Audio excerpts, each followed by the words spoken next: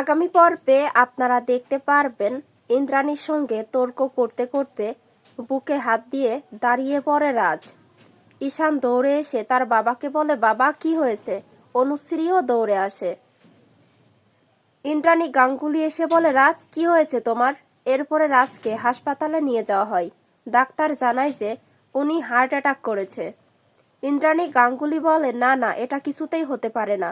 রাজ আমাকে ছেড়ে কিছুতেই যেতে পারে না, আমাকে একা করেও কিছুতেই চলে যেতে পারে না।